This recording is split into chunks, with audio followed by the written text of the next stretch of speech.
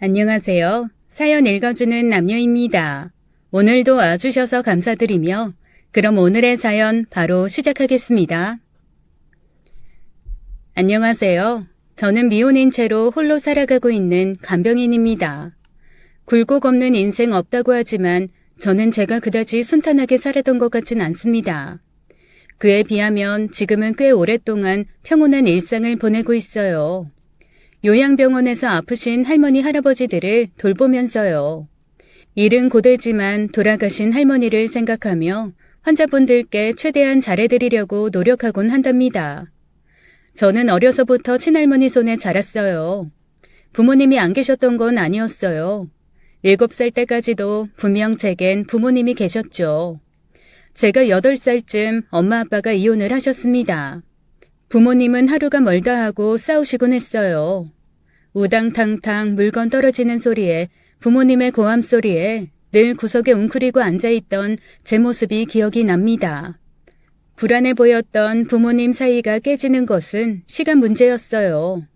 제가 8살이 되어 학교에 처음 다니던 해에 집에 돌아와 보니 집은 엉망이었고 엄마는 보이지 않았습니다. 열려있는 장롱문과 서랍 그리고 어질러진 집을 보며 불안한 마음에 엉엉 울었던 기억이 나네요. 그 후로 엄마는 2번 다시 보지 못했어요. 엄마가 안 계시니 시골에 사는 할머니가 저를 시골집으로 데려갔습니다.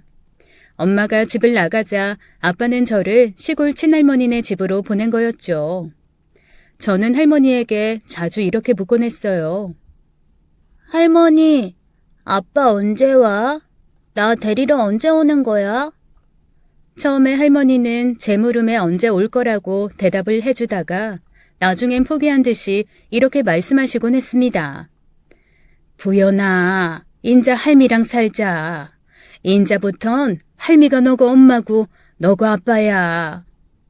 그렇게 말하는 할머니 눈엔 눈물이 고이곤 했어요. 나중에 알고 보니 아빠는 제가 9살 무렵에 새엄마를 만나서 결혼을 했더라고요. 아빠는 저를 키울 생각이 전혀 없었나 봐요. 그러니 할머니가 저를 키우시게 된 거겠죠.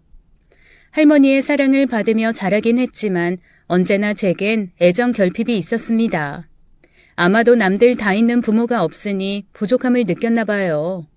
그래서 첫사랑도 그렇게 빨리 시작한 거였을까요? 제가 21살이 되었을 때 제게 첫사랑이 생겼고 그 남자와 불같은 사랑을 하게 되었죠.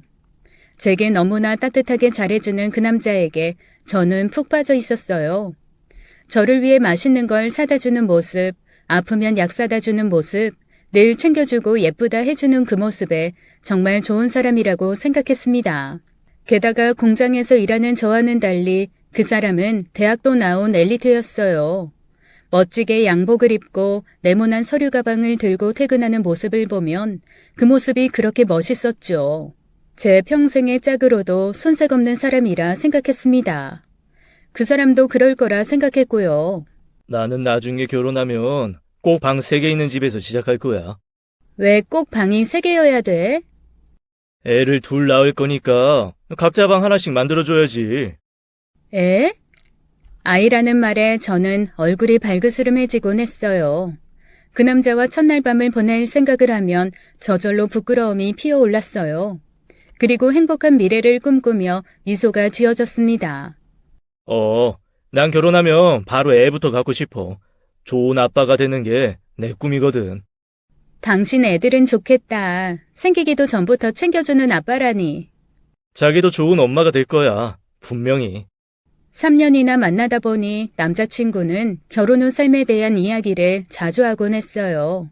게다가 남자친구 나이가 28살이라 결혼 정년기이기도 했으니 그게 이상할 것도 없었고 자연스럽게 느껴졌죠. 그리고 그가 분명히 저와 결혼할 거라 저는 믿어 의심치 않았습니다. 그래서 그 남자와 만난 지 3년차가 되었을 때 제 몸을 허락했던 거였죠. 나 하루라도 빨리 자기랑 아기 갖고 싶다. 우리 아기 가지면 그냥 바로 결혼해버릴까? 정말? 그러고 싶어? 그러고 싶어. 그 말에 깜빡 속아 그의 자취방에서 선을 넘어버렸어요. 처음 해보는 경험에 멈출 수가 없었습니다. 사랑하는 사람이라고 생각했으니 더 그랬죠. 하지만 그 남자의 말이 모두 거짓이라는 걸 알기까지는 얼마 걸리지 않았어요. 그날의 일로 저는 임신을 하게 되었어요.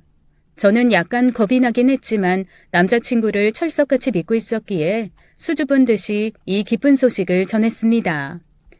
자기야, 나 임신했어. 얘는 아들일까 딸일까? 뭐야, 임신? 아니, 너는 무슨 애가 이렇게 조심성이 없냐? 너 설마 피임도 안 한 거야? 응? 피임을 왜 해? 자기 아이 갖고 싶다며. 아이 갖고 나면 결혼하자고.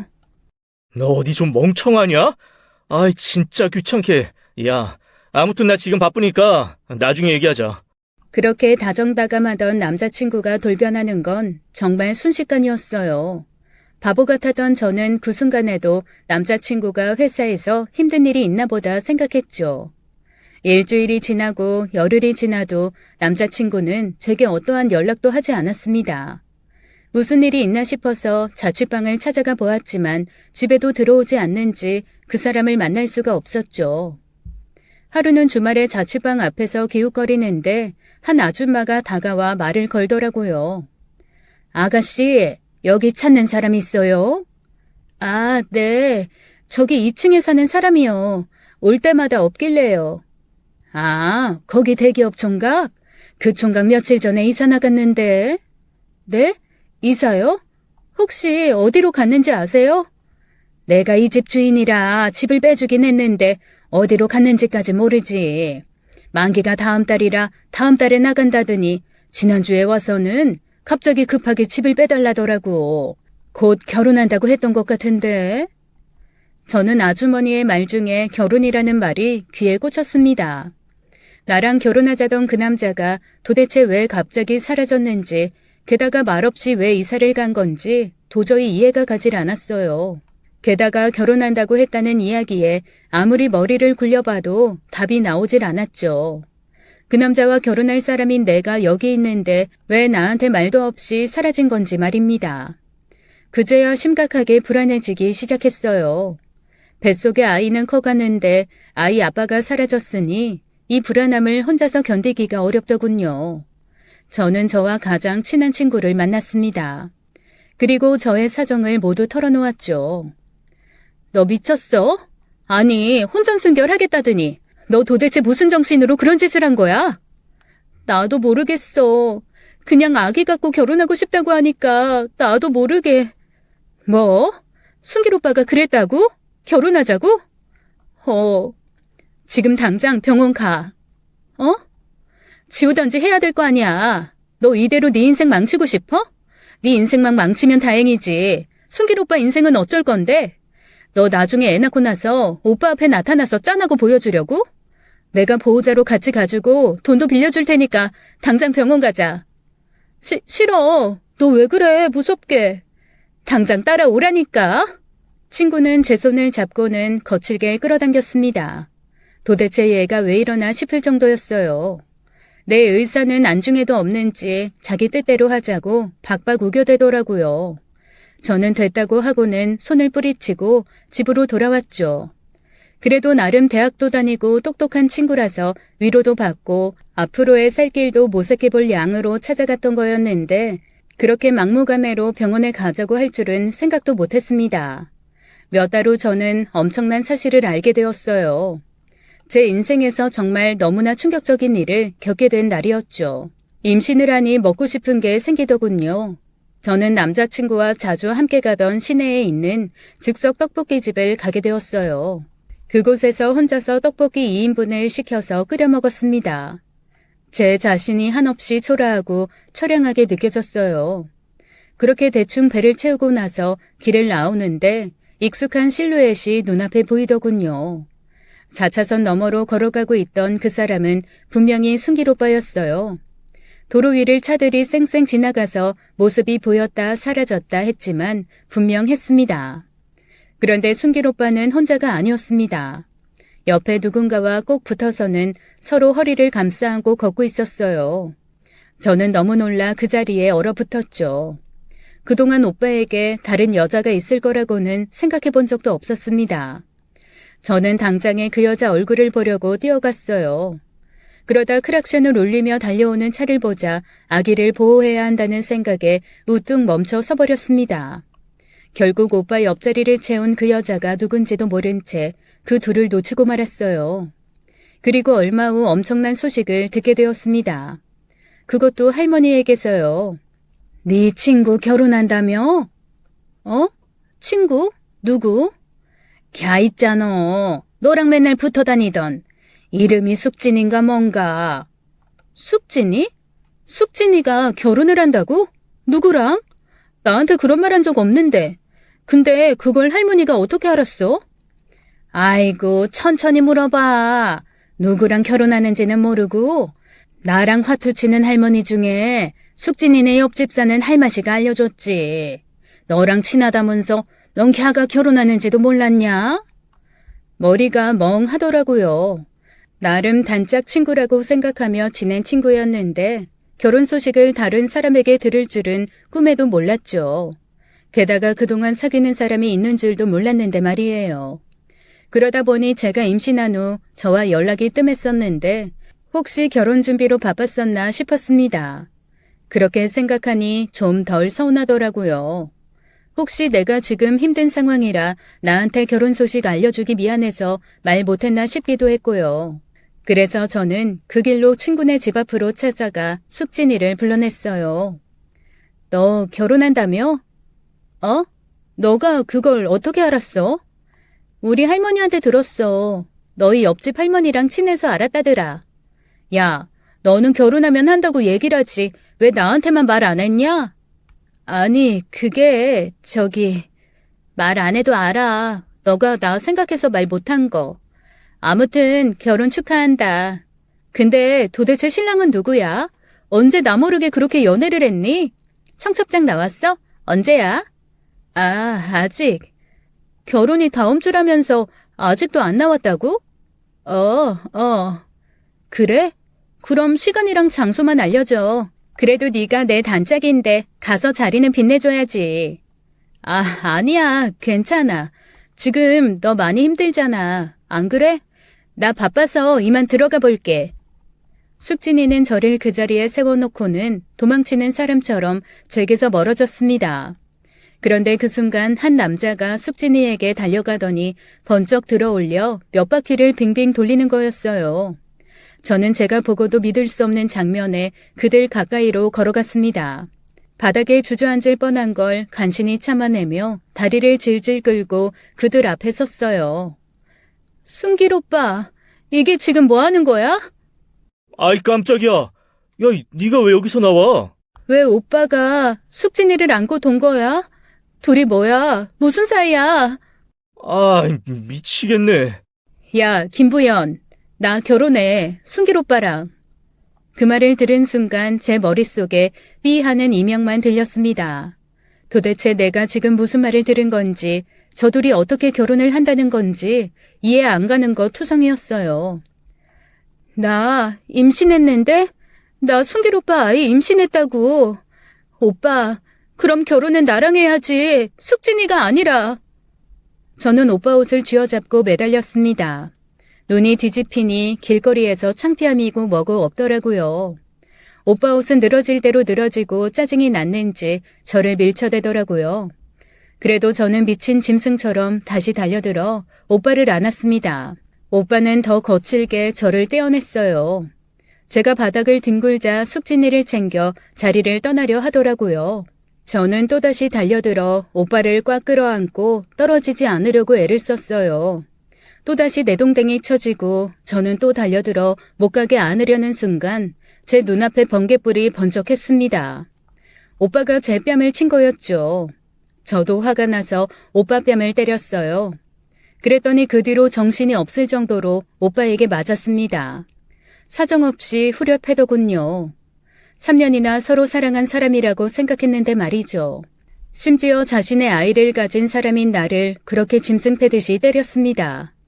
숙진이는 옆에서 말려댔지만 진심으로 말리는 것 같진 않았어요. 어떻게 이럴 수가 있는지 믿어왔던 두 사람이 저를 배신한 순간이었어요. 그날의 감정을 아직도 잊을 수가 없습니다. 예전에 셋이 함께 만난 적이 딱 한 번 있었어요. 그날 이후 오빠가 숙진이에게 관심을 가졌고 둘이 저 몰래 은밀한 사랑을 해왔다는 것을 알게 되었죠. 그리고 제가 임신했을 때는 이미 두 사람은 혼인을 약속한 사이였고요. 순길 오빠는 저와 헤어지기 전에 저를 꼬셔서 일을 치른 거였습니다. 저는 길거리에 내동댕이 쳐지고 그 둘은 빠르게 사라졌어요. 피투성이의 멍투성이가 되어 집으로 돌아가자 할머니가 많이 놀라셨죠. 무슨 나쁜 짓을 당한 거냐고 계속 되물으셨어요. 저는 아무 말도 할 수가 없었습니다. 얼마 후 그 둘은 결혼식을 올렸어요. 결혼식에 찾아가 깽판을 놓고 싶었지만 그럴 수가 없었어요. 유산이 되는 바람에 병원에 누워 있어야 했거든요. 제가 임신한 줄도 몰랐던 할머니는 도대체 누가 이렇게 만든 거냐고 원망 섞인 울음을 쏟아내셨지만 저는 단 한마디도 입 밖으로 내지 않았습니다. 그 후로 저는 남자에게 관심을 갖지 않고 살았어요. 다니던 공장도 그만두고 한동안 집에서만 지냈습니다. 제가 집에 있는 시간이 길어질수록 할머니의 시름도 깊어져 갔죠. 반년을 집에서 누워 지내던 중 할머니의 아팠던 무릎이 상태가 나빠졌어요. 할머니는 무릎 수술을 받게 되셨고 저는 할머니를 돌봐드리느라 자리에서 일어나게 되었죠. 집에 일하는 사람이 없으니 당장 다음날 끼니부터 걱정하게 되더라고요. 그러던 어느 날 할머니의 지인의 소개로 옷가게에 면접을 보러 가게 되었습니다. 다행히 옷가게 주인이 좋게 보아주어서 옷가게에서 일을 하게 되었어요. 그렇게 13년을 넘게 한 가게에서 일을 했습니다. 손님이 그다지 많지 않은 매장이라서 일하는 게 어렵진 않았죠. 그곳에서 일을 하면서 제게 다가오는 사람도 있었어요.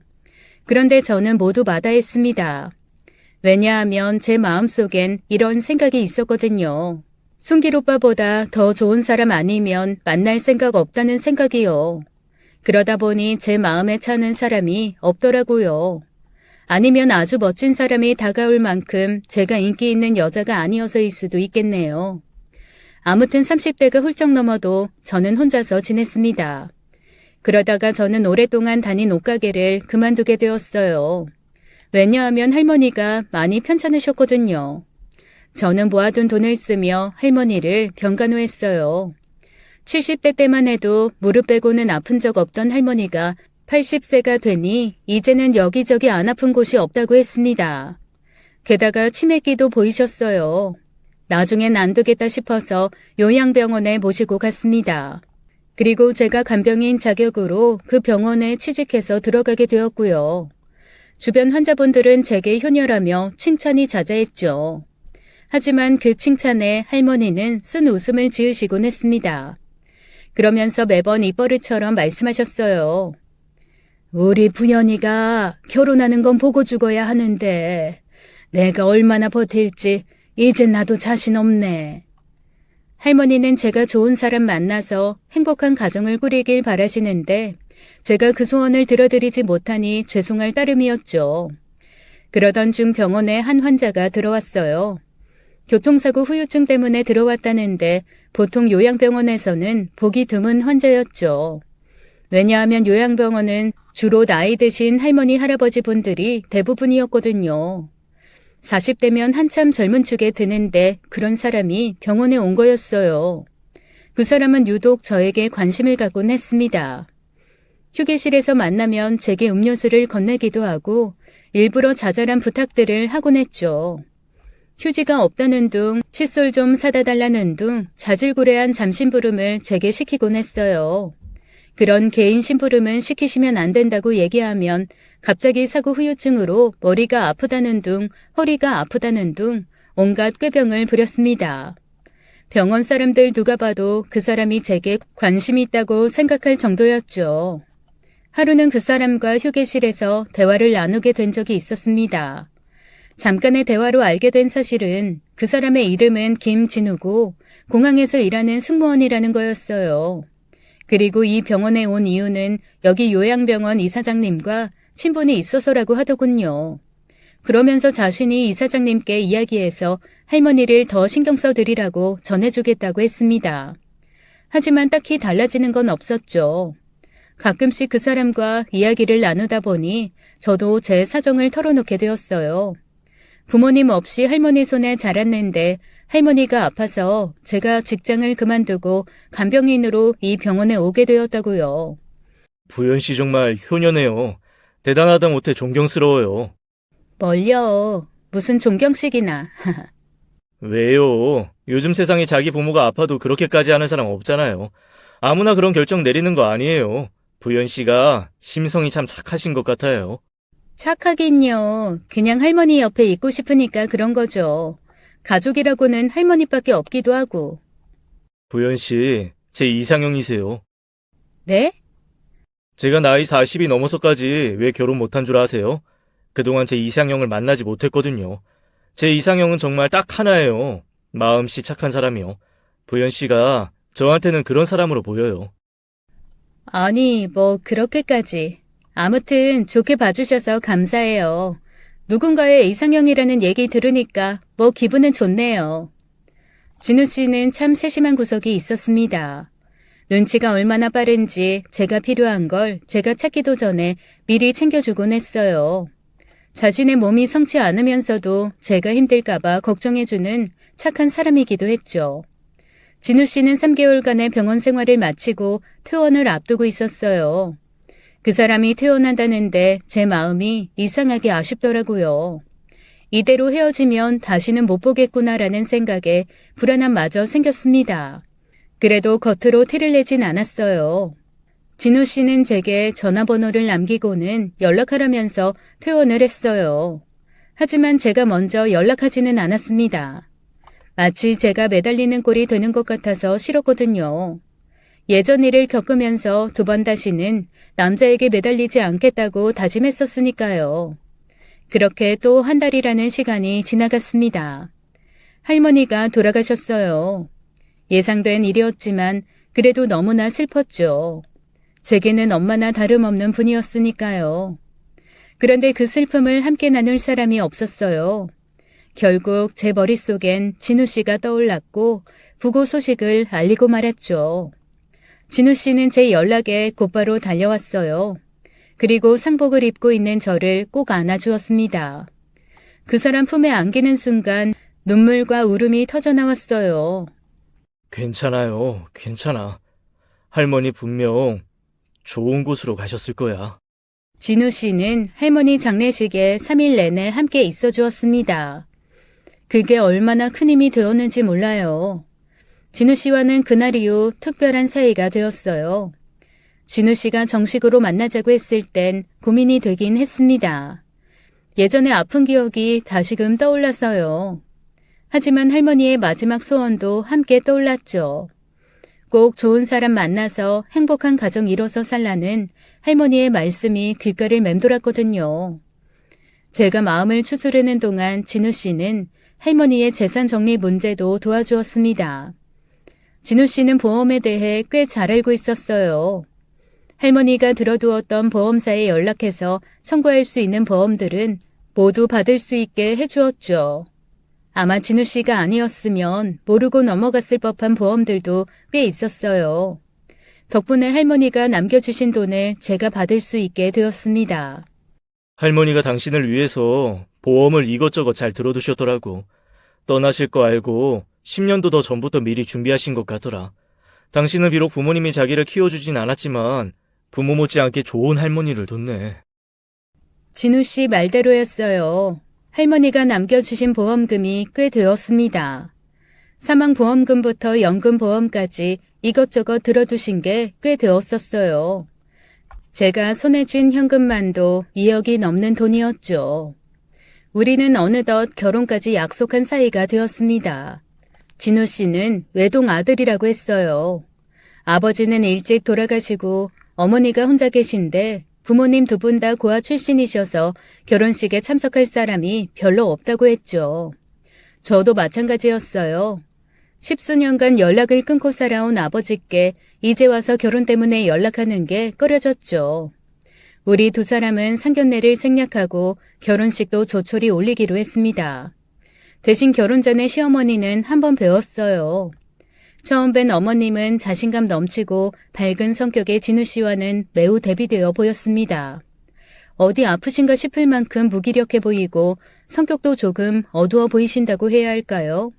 그리고 저를 처음 만난 어머님의 말씀을 듣고 있자니 좀 이상하기까지 했죠.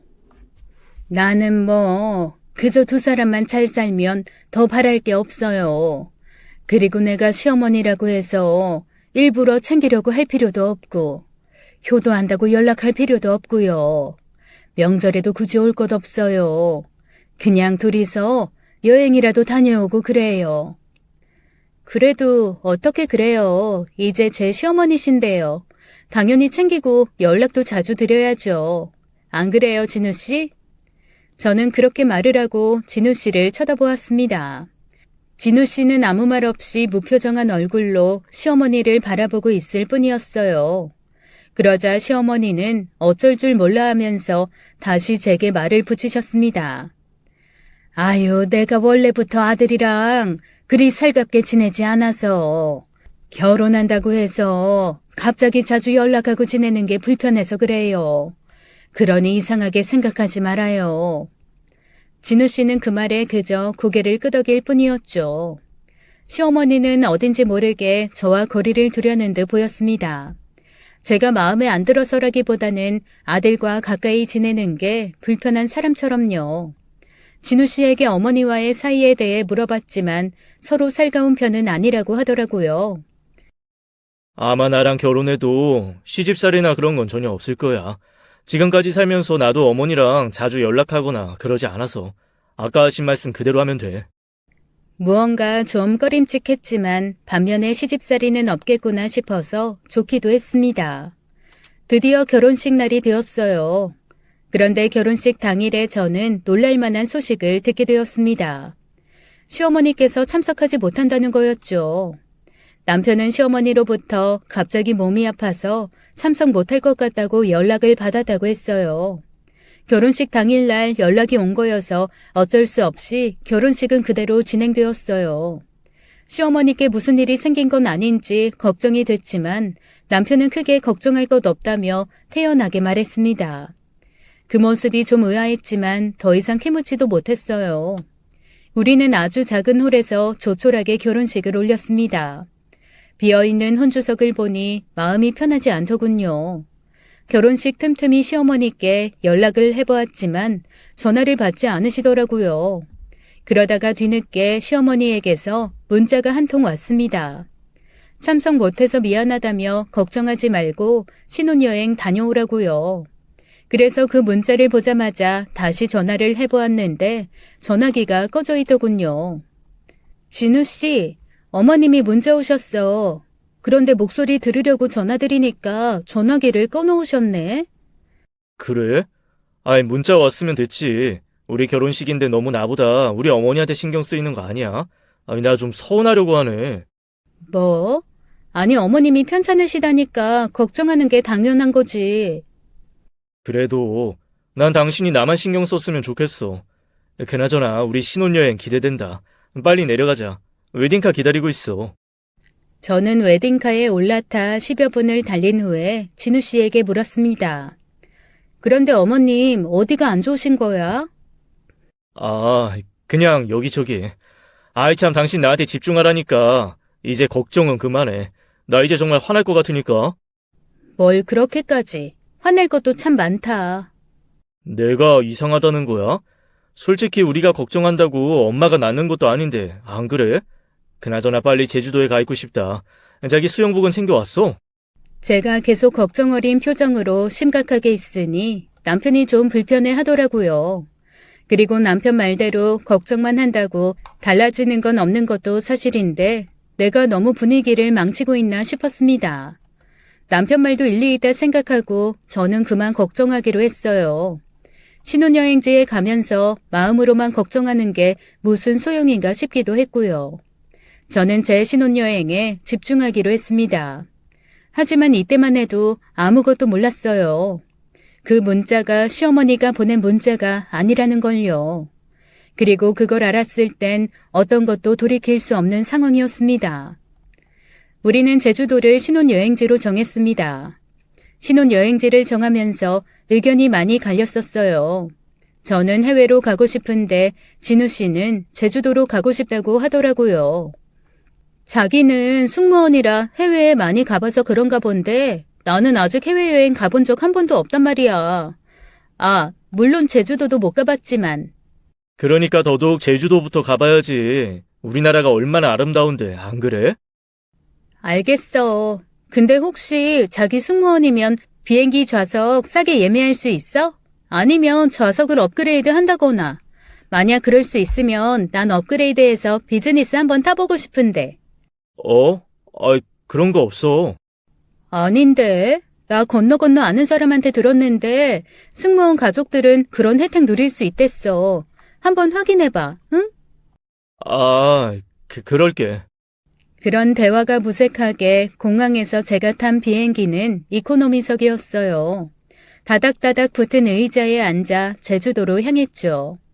남편은 그것에 대해 별말이 없었습니다. 저도 괜히 신혼여행길에 남편 기분을 상하게 하고 싶지 않아서 더 이상 좌석에 대한 말을 꺼내지 않았죠. 제주도 공항에서 택시를 타고 남편이 행선지를 말했습니다. 사실 저는 이때까지도 제가 어디로 가는지 알지 못했어요.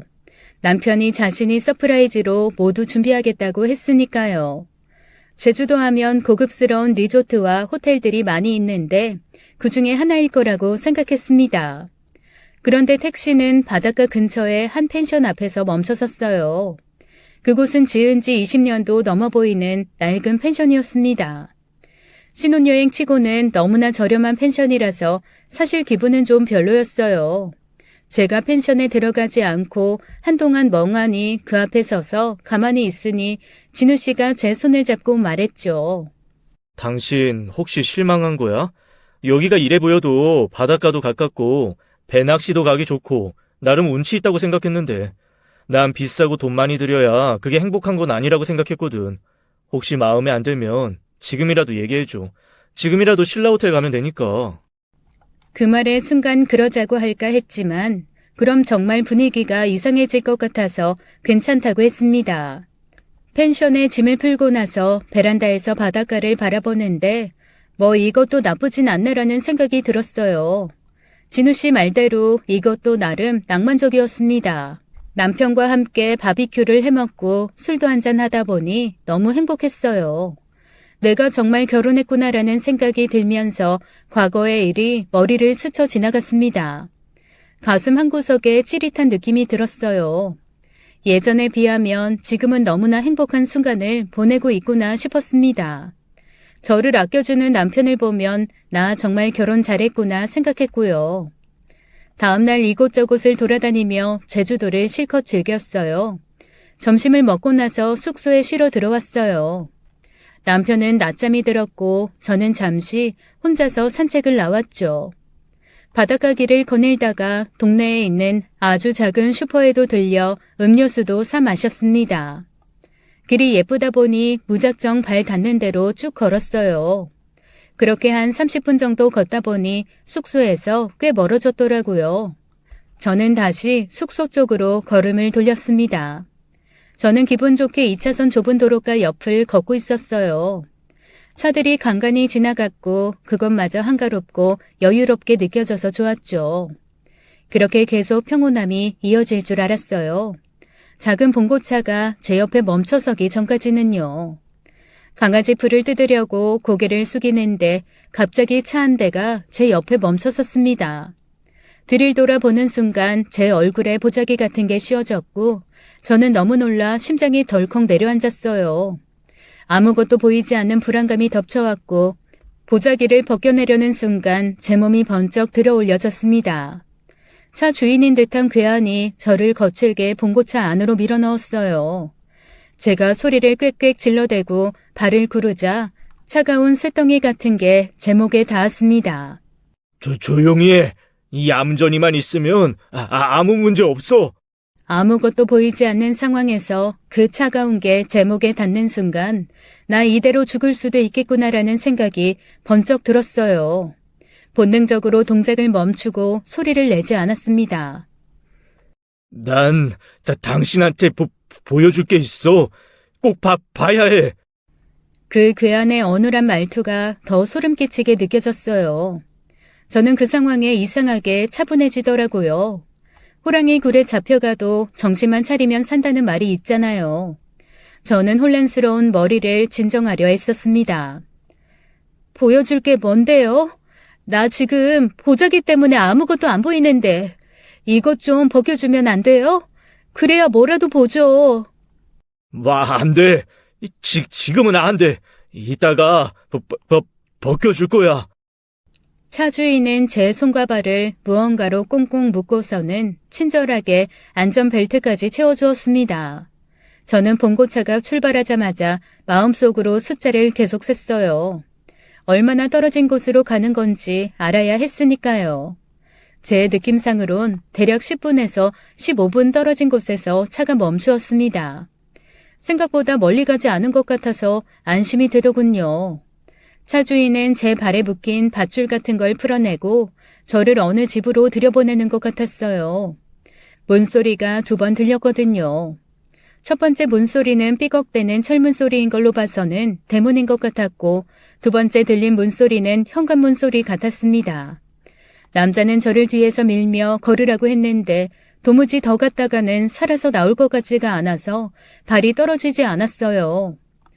아저씨, 살려주세요. 네? 제발요. 갑자기 눈물이 터져나왔습니다. 10수년 전에 결혼할 줄 알았던 남자에게 개패듯이 맞았던 저였어요.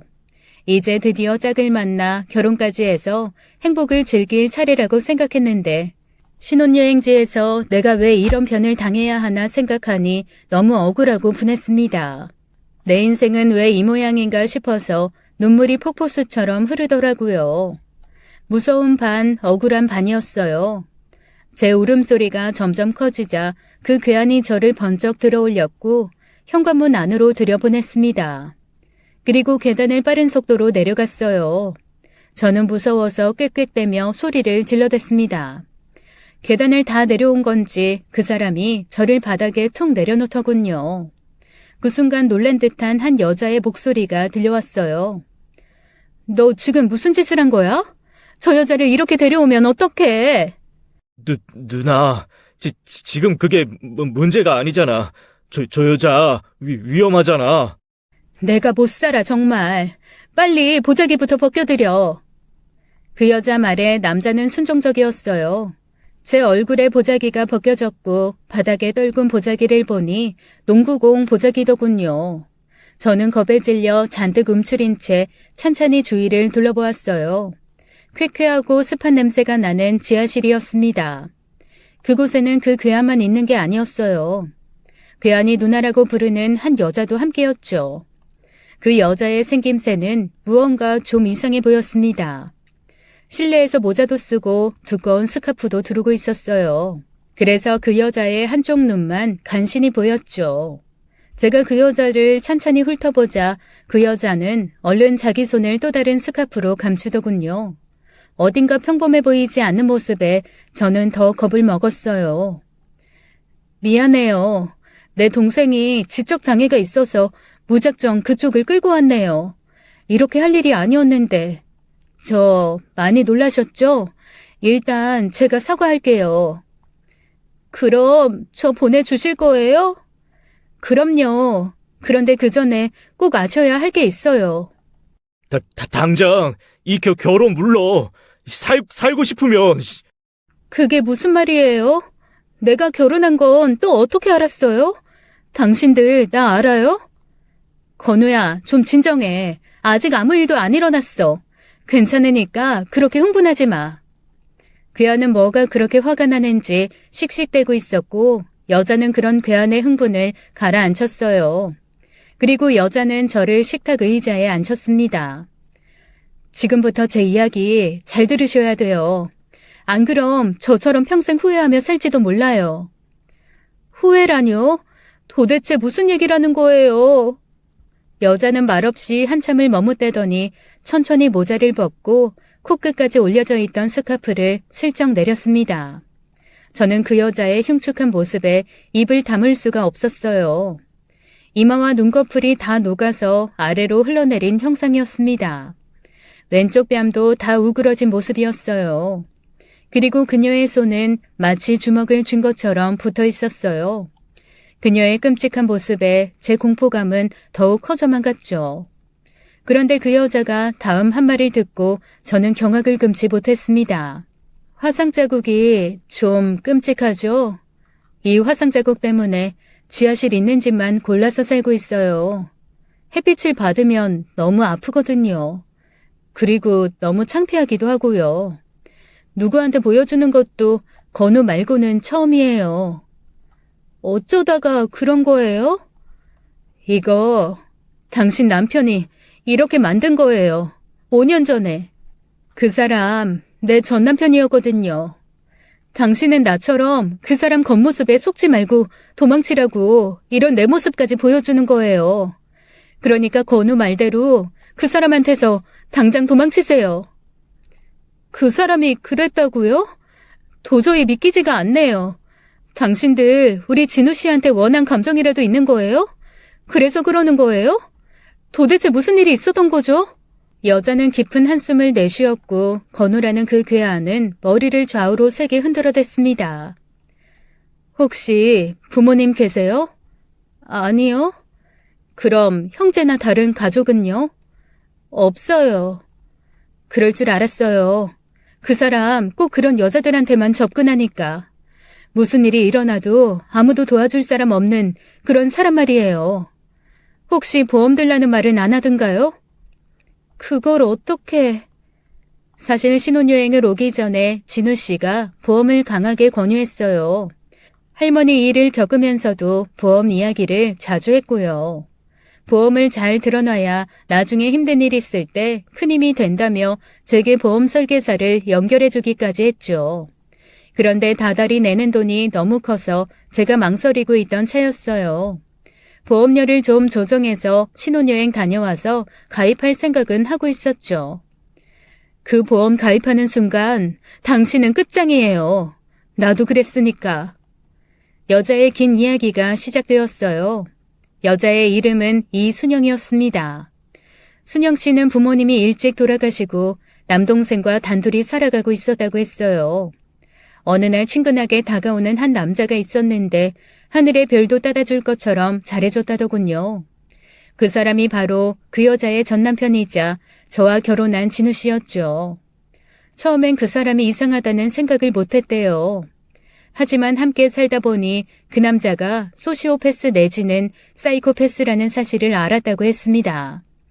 동정심을 유발해서 순영 씨의 마음을 사로잡고 그 다음은 순영 씨를 조종해서 자기 소나기에 놀아나게 했다네요. 게다가 진우 씨는 소름 끼치게 자기 중심적이라고 했어요. 자신의 이익을 위해서라면 남이야 어떻게 되든지 말든지 신경도 안 쓰는 사람이라고요. 내 동생 원래부터 이런 애 아니었어요. 원래는 누구보다 똑똑하고 총명했어요. 그날 사고만 아니었으면. 하루는 진우 씨가 순영 씨에게 돈을 요구했고 매번 돈을 요구하는 진우 씨의 요구에 지친 순영 씨는 더 이상 돈을 주지 않았나 보더군요. 그 일로 둘이 싸우게 됐고 며칠 후에 사단이 났다고 했습니다. 매형인 진우 씨가 건우 씨를 집으로 오라고 부른 날이었대요. 건우 씨가 순영 씨 집 건물 앞에 다다른 순간 위에서 벽돌이 떨어졌고 그 벽돌의 머리를 정통으로 맞았다고 했습니다. 순영 씨는 진우 씨를 의심하고 경찰에 신고했지만 증거 불충분으로 무혐의로 풀려났다고 했어요. 건우 씨는 지적장애 3급 진단을 받았다고 했습니다. 보험금이 나오자 진우 씨는 무고한 자신을 고발했다며 합의금조로 그 돈을 가로채갔다고 했어요. 순영 씨는 남동생을 데리고 그 남자에게서 벗어나려고 했다네요. 하지만 자신이 도망가려고 한 날에 자동차 바퀴에 바람이 빠져 있었다고 했습니다. 크게 사고가 났고 병원 신세를 면치 못했다네요. 사고로 인해 나온 보험금은 또다시 진우 씨가 가로챘고요. 그런데 퇴원을 하고 왔더니 더 끔찍한 일이 기다렸다고 했어요. 하루는 남동생이 보는 앞에서 억지로 관계를 하려고 했대요. 그래서 거부했더니 화가 난 진우 씨가 끓고 있던 기름을 순영 씨의 얼굴에 부었다고 했습니다. 그래서 큰 화상을 입게 된 거였다고요. 그 일로 순영 씨는 다시 한번 그놈을 고소했고 남편은 상해죄로 집행유예를 받게 되었다고 했습니다. 집행유예를 받은 그 사람은 순영 씨와 건우 씨를 협박했대요. 집행유예 기간이 끝나면 가만 안 둔다고요. 그래서 남편을 피해 온 가족이 제주도로 도피성 이사를 오게 되었다고 했어요. 그곳에서 정착해서 장사를 하며 소소하게 살고 있었다고 했습니다. 그런데 며칠 전 제가 제주도로 왔을 때 우연히 길에서 남편과 걷고 있는 걸 보게 되었대요. 그래서 몰래 뒤를 쫓으며 미행했다고 했습니다. 우리가 신혼여행 중인 걸 알게 된 순영 씨는 저에게 위험을 알리고 싶었대요. 어떻게 알려야 하나 고민하던 차에 건우 씨가 무작정 저를 데려온 거였죠. 한참을 얘기하던 순영 씨가 제게 물었습니다. 혹시 그 사람 어머니 본 적 있으세요? 네.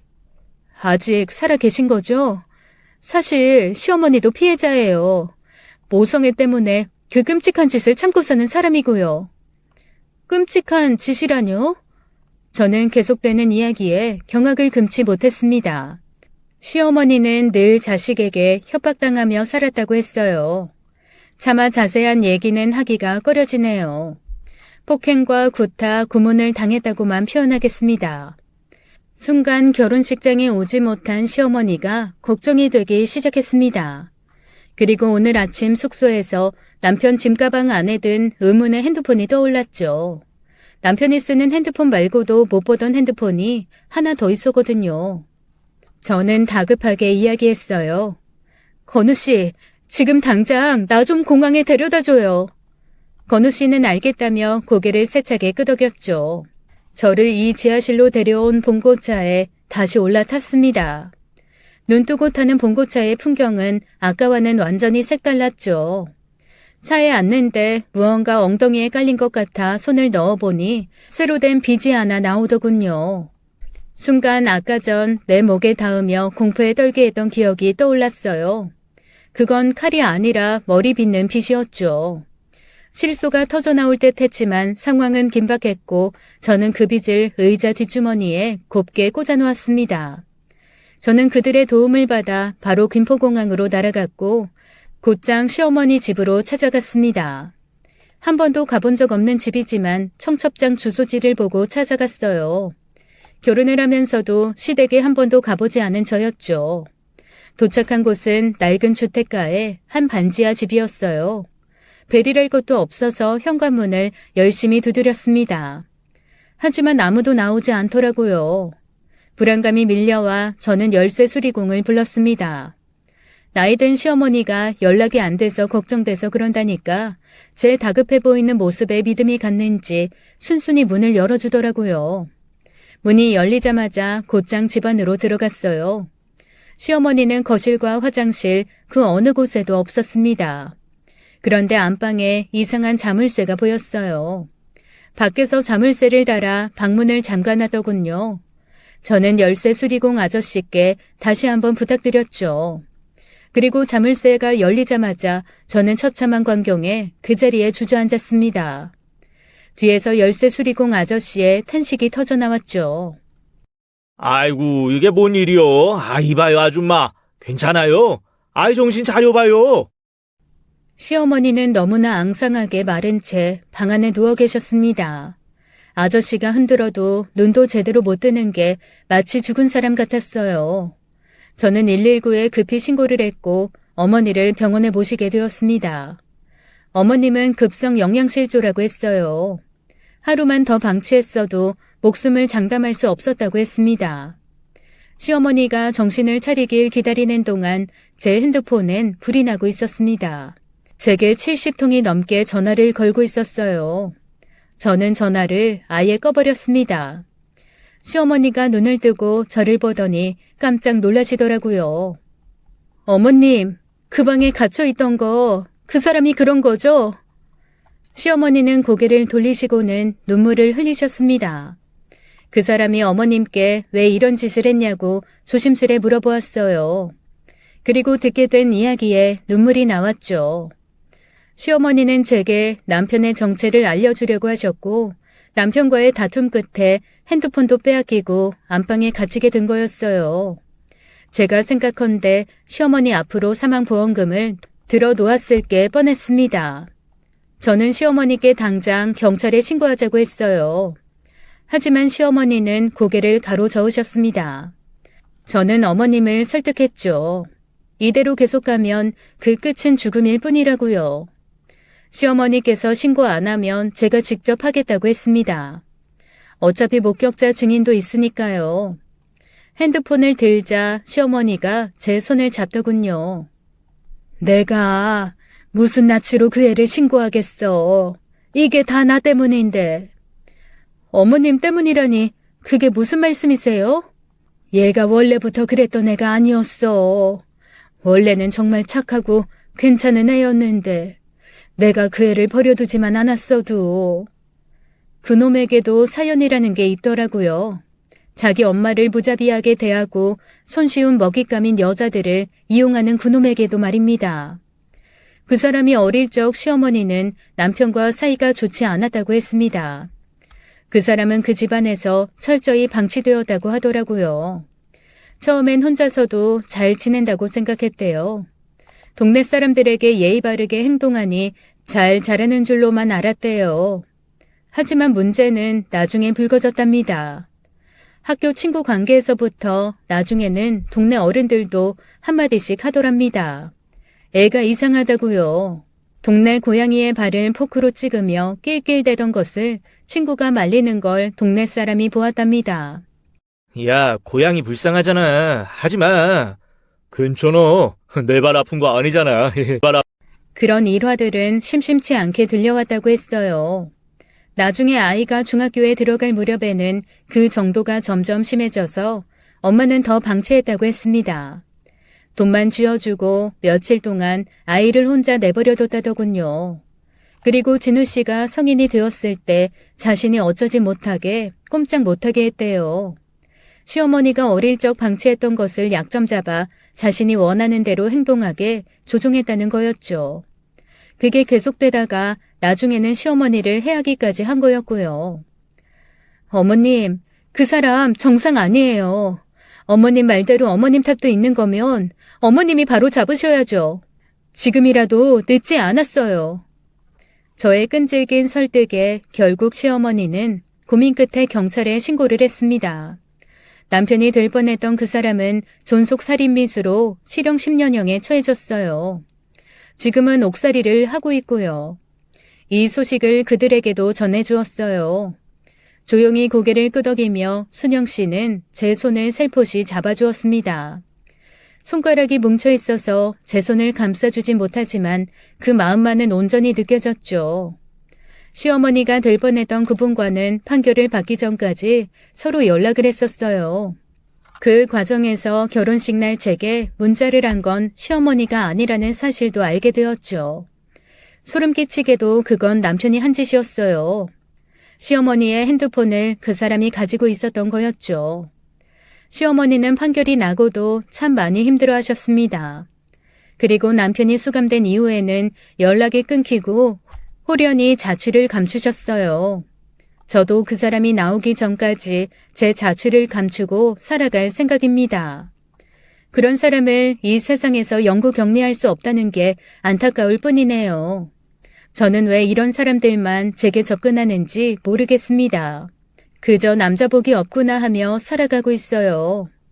그래도 인생의 즐거움이 꼭 남녀 간의 사랑만 있는 것 같진 않습니다. 저는 지금 간병인 일을 계속해가면서 그곳에서 즐거움을 찾고 있어요. 요양병원에서 삶을 마감하시는 분들을 보면 너무나 가슴 아프지만 그래도 누군가는 꼭 해야 할 일이라고 생각합니다. 제 긴 이야기 들어주셔서 감사합니다. 지금까지 사연 읽어주는 남녀였습니다. 끝까지 시청해주신 여러분 감사드리며 저희는 다음 사연으로 돌아올게요. 감사합니다.